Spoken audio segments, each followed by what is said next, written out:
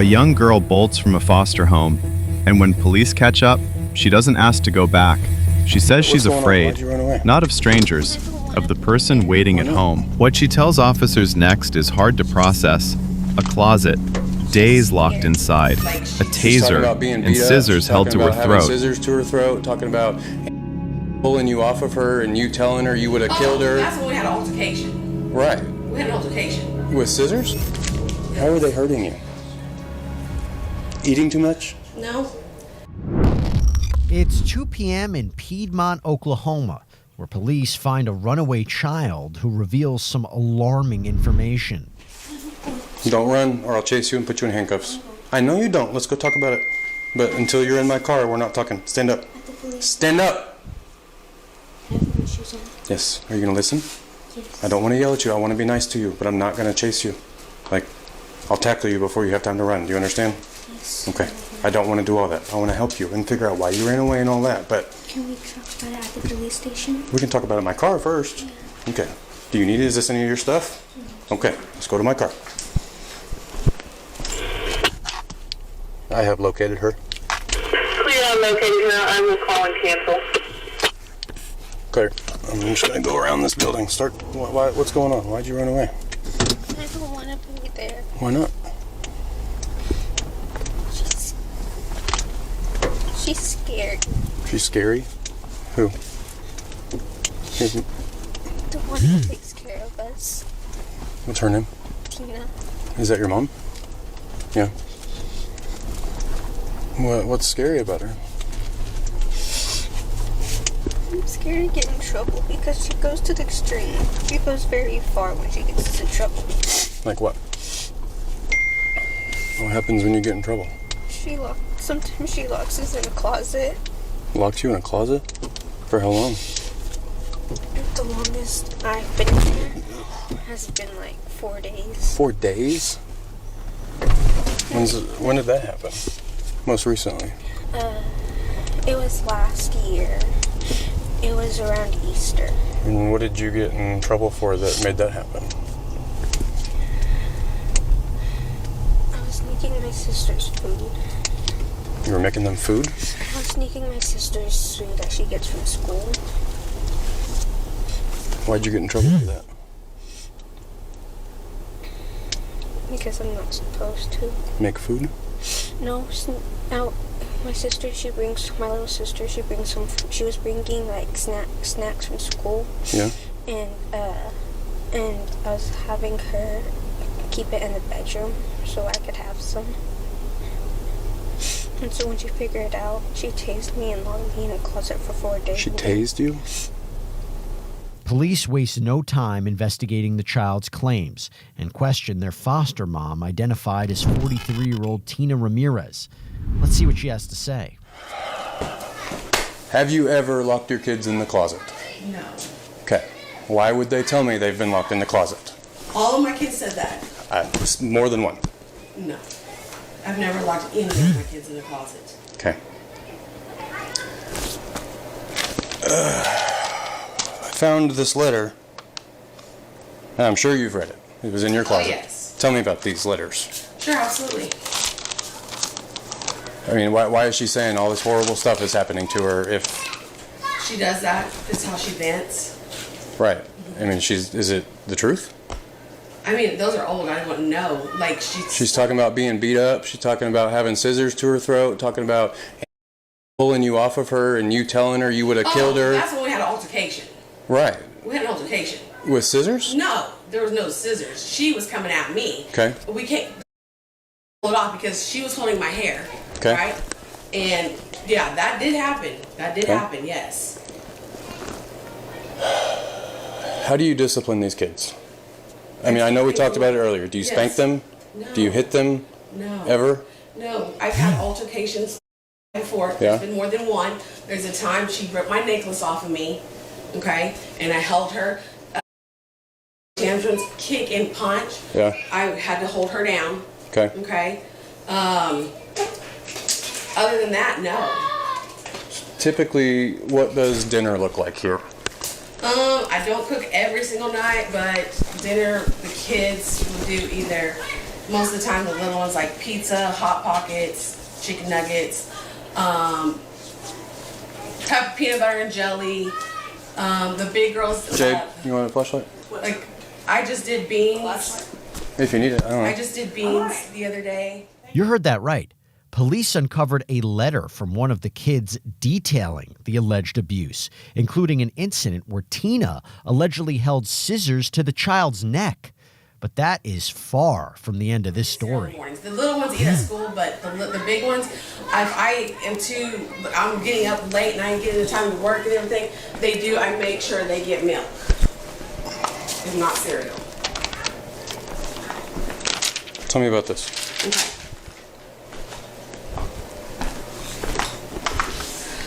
This one right here, I did take away the drinks from her because she was sneaking them. Is not letting up. Are you feeding those kids enough? Enough? Okay, can I ask you a question? Yes. What would be enough? Is 3 times a day enough? Okay. 2 to 3 times a day? So, because sometimes, like I said, in the morning, the girls will just have a glass of milk. Okay? But they have lunch and they have dinner. They never skip that. Okay. Never. We're circling right back around to, if they're not skipping meals and if they're getting fed enough, I wouldn't be able to see their bones through their skin like that. Yeah. So maybe, I should take them to the doctor. Absolutely, I think you should have taken them to the doctor. You know, especially if they're skinny because there's something wrong with them. You know, if they're skinny because there's something wrong with them, they need to go to the doctor. If they're skinny because you're not feeding them, you need to go to prison. Right? Right. As the questioning continues, Tina takes a, let's just say, interesting approach, pointing the blame elsewhere. But you haven't fed them enough either. Okay. Look at them. It breaks my heart. When I found that girl and she stood up, Tina, I don't know how you stay here with her like that. She's tiny. She covers herself. She's always covering herself. But that doesn't mean it's not there. I know, but she covers herself. She does. I've been trying to get her to do more, drink more, eat more, and everything. Give her Gatorade. Said, maybe you need some electrolytes. I did. Started buying more oranges and apples. Nutrients. Bought more canned food. Hey, you need to eat some vegetables. I have. And then you keep it all locked up and you don't let them have snacks until you get home. Well, I'm always home. Now. Yeah. Yeah. But I let them always choose. What do you want to eat? It's their choice. They choose. Tina, please. I really am not trying to be mean to you. I know you're not. You're doing your job. Whenever you say things to me like, I let them eat, I let them choose, I let them this, like all I can think about is looking at how skinny they are. So like they're not, and they haven't gone to the doctor, and there's locks on everything in this house, and I can't even count the cameras. I haven't started to. Like these kids. They were for protection at first. Oh, well, I get. Like I said, I started putting them in certain places because we had to. And I get, having them so the kids don't run away. But now that I've been here, I kind of understand why the kids are running away. I don't blame them. I'd be running away too. Like, I just want to eat. Like, but when I've asked them why they ran away, it was never had to do anything with that. Tina, they're not going to tell you because you're starving them. Let's take a moment and rewind to earlier in the day when Tina was singing a different tune. This year, I threw a Halloween party for the kids. It was really cool. I bought a bunch of Halloween decor, and I bought a projector, a huge 84-inch projector, because I bought the screen.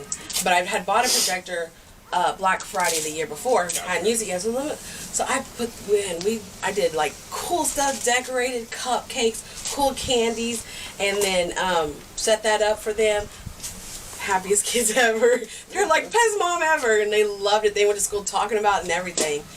So it was a lot of fun. I wanted to do the projector out here, but I was like, I don't know if that's okay to do. Hours later, the quote, best mom ever, is not exactly living up to that title as the interview continues. Why is all the food locked up? To keep them from sneaking it, stealing it, things like that. Why? The freezer, you notice, isn't locked up. They don't usually get in the freezer and mess with that stuff, but the stuff that they can grab quick, Let me ask you a question. that's why. What is wrong with letting them, I understand keeping some control over it because I've got 4 kids, I have to do that myself, but I do that through parenting, not putting locks on everything. I understand that these are some devious, hang on, let me finish. Wait, just let me finish my thought, please. No, absolutely. I understand you got some devious kids causing problems, you got to take that extra step, I get Yes. it. But like their cameras, locks. They're running away constantly. They're writing letters, but like because they're out of options. They don't know what else to do anymore. Like they're expressing their feelings on paper because they've got no one to talk to because they don't go to school and they don't go to counseling and they don't go to the doctor and all they do is sit around here and get starved. And what am I supposed to tell anybody that asks me why you shouldn't go to prison? What do I tell somebody, Tina? Because I just didn't feel like taking them to the doctor? No. You've got $60,000, $80,000 cars in the garage, but you can't afford enough food, so you lock it up. The interview keeps going on in circles until the officer decides he's had enough. Let's reconvene tomorrow, because I'm getting frustrated and that's unprofessional. Okay. And I apologize for that. Actually, you know what? You're doing your job. Thank you. You're doing your job. Thank you, Tina. You're absolutely welcome. And you said my sister was on her way? Jade, sister's yes, coming? Ma'am, I'm sorry. Okay, we're not going to leave. We're just going to quit this interview so I can calm down. You're okay. I appreciate you speaking with me. No, I appreciate you. You have, I'm going to let you know, you have been very nice throughout this whole process. Something like this can be very uncomfortable, all of it from the beginning. And since you walked in my door, you have made this process comfortable. I'm glad. You're doing your job, right. Okay? That's your job. Serve and protect, right? I can't be mad at that, all right? Her job, same thing. Serve and protect, right? I understand. I do. Okay. It looks bad. It does. It's because it is bad, Tina. It does. It doesn't look bad. It is bad. Yeah. The police are here doing a search warrant and DHS is taking your kids. I know. It's bad. And that's you know what, I'll tell you something. Those two older ones have been taken from DHS. I know. And not they're only from their bio parents, but a foster care. And they're terrified. Foster, they've been taken out of foster care before because that foster home got investigated. And then the third home, that they didn't want them, so they felt not wanted. And now the fourth home. And how do they feel here? I hate that. And so these kids have run away over and over again, but it's wild. And I didn't think we would have this conversation because it's not normal for us to have this conversation. But it's crazy. These kids want to run away, but they're also scared of me to take them away. They don't want to be here, but they're scared to end up with some worse foster family. They've told me the reason they don't want to be here because they're tired of hurting everybody. They're tired of hurting. How are they hurting you? Eating too much? No.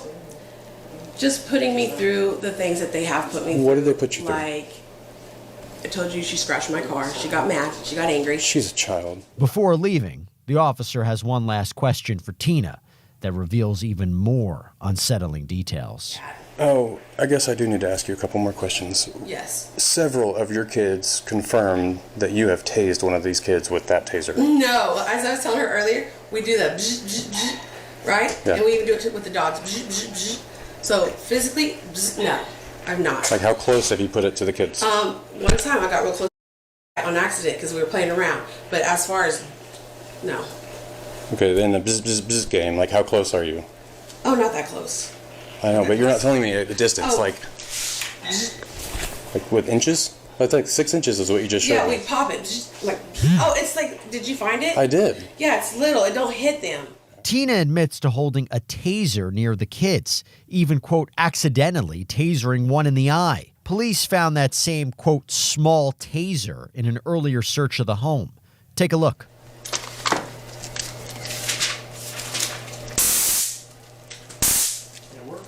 Yep. I guess that's coming with me. But that's not all. You need me to open the pantry? Fingerprinted? Oh no, compressed mode. You do need me to open the pantry? Officers found locks on the pantry and refrigerator doors. Investigators also found a pepper spray holster, multiple cameras placed around the home, and logs documenting the kids' activities. Days later, police returned to the home, and this time, it's not just a talk. Okay. You and Anthony are coming with me. We're going to jail today. We're going to jail? Yep. Okay. So I'm just being straight with you. I don't want to argue and fight and all that, but that's what's going on this morning. Okay. So get some shoes on, what you need to do, and then we're going to head out. Okay, I'll get dressed. Okay. I'm not going to stay out here, though. I'm going to come in just so I make sure you don't. That's okay. Okay. That's okay. Hey, how are you? I'm okay. I'm glad you're here. At some point, you and I need to sit down and talk about this environment and your involvement in all of this. Your name has come up several times in my investigation, but you and I haven't had an opportunity to sit down and talk. You and I as well are going to have to sit down and talk. You're coming with me this morning. So go ahead and set your stuff down. You already got shoes on and everything? All right, put your stuff down right there. And turn around, put your hands behind your back. Do I just, You just go to jail, that's all. I'm not. Hold that for me. Yeah. Yeah, you just stand right there and be helpful.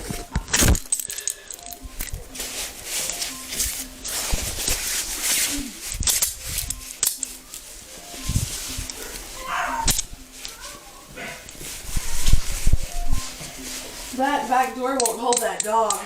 Okay, I know. I'll put him in his cage. No. Oh.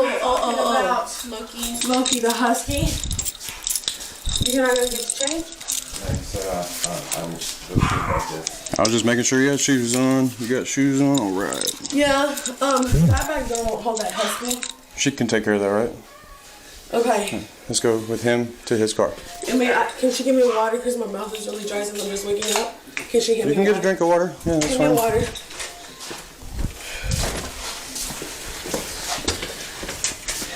My purse is right there. Okay?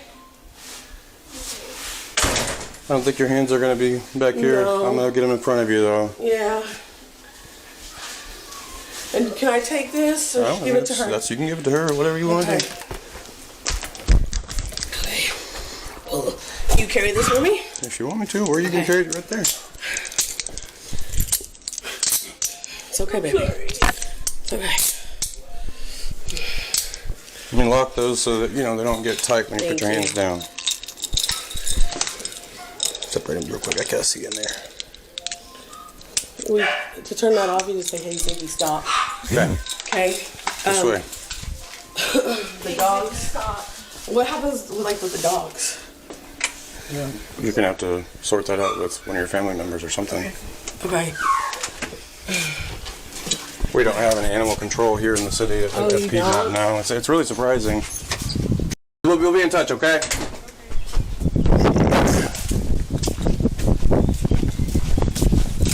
Do I go on the opposite side? Yeah, I'm going to see if we can't send you guys back there. Okay. You got to take what? Is there room for both of them? Okay.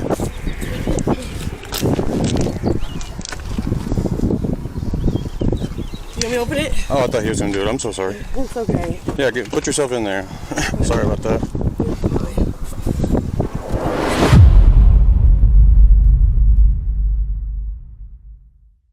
What you just watched is not a story about a single bad moment. It's about a system of control that slowly replaced care. When police first encountered this case, it didn't begin with a search warrant or an arrest. It began with a child running and saying she was afraid to go home. From there, the story unfolded in layers, not all at once, not dramatically, but through patterns: repeated runaways, visible malnutrition, restricted food access, no medical care for years, locks, cameras, letters. None of those details alone automatically prove abuse, but together, they form something far more important than a single allegation. They form consistency. And in investigations like this, consistency matters more than emotion. One of the most important things to notice in this case is the contrast between what was said and what was seen.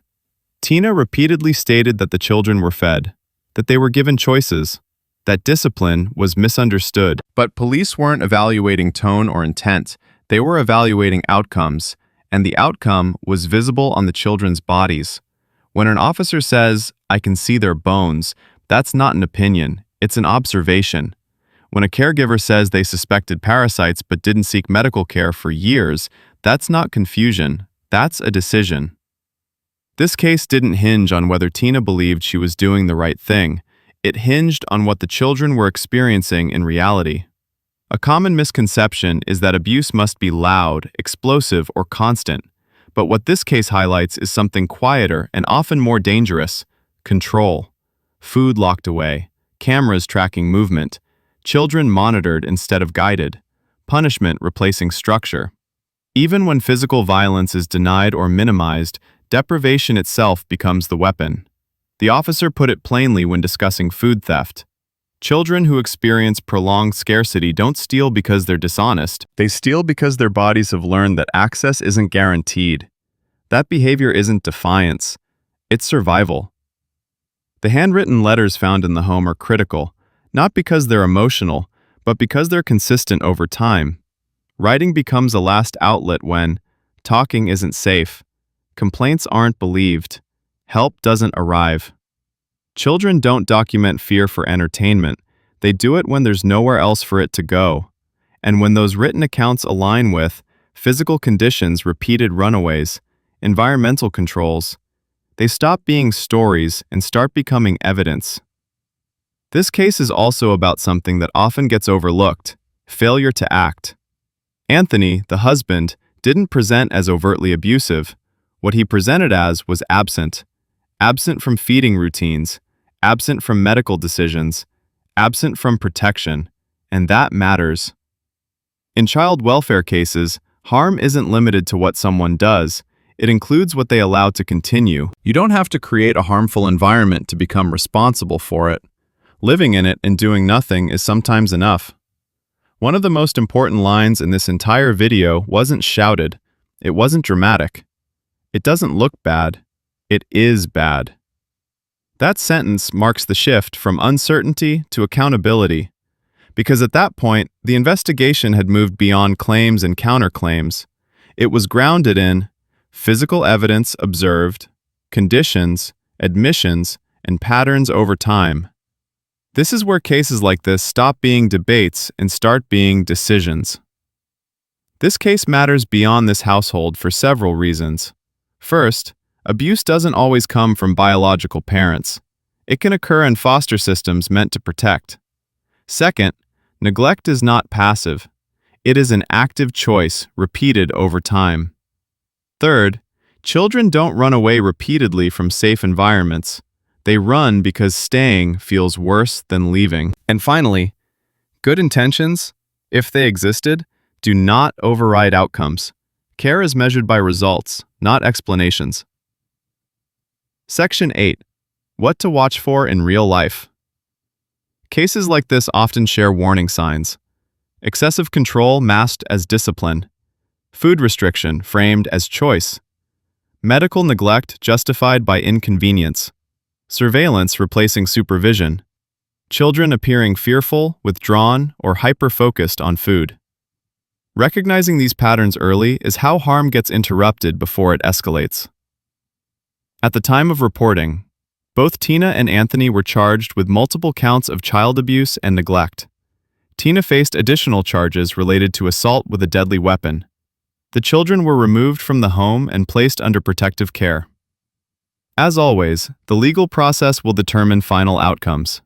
What matters here is that intervention happened, and it happened because someone listened when a child ran. If you find value in seeing these cases broken down calmly and clearly, not sensationalized, not rushed, consider supporting the channel. Watching, subscribing, or sharing helps keep these stories focused on facts, accountability, and awareness, not outrage. And if this case disturbed you, here's something to keep in mind. This wasn't discovered through advanced technology. It wasn't exposed by an anonymous tip. It started with a child running, and someone asking why instead of sending her back. In the next case, you'll see what happens when officers don't ask that question, and how long abuse can continue when warning signs are ignored. Because sometimes, the most dangerous situations aren't hidden. They're explained away. Stay with us.